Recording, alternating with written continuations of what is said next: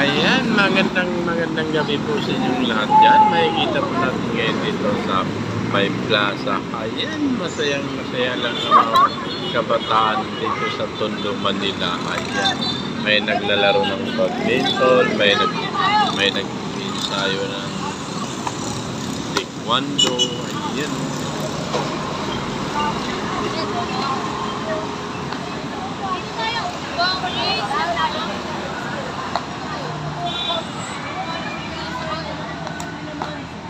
Yan mga highway road din, Tondo, Manila. Ayan, maliwanag buong buwan.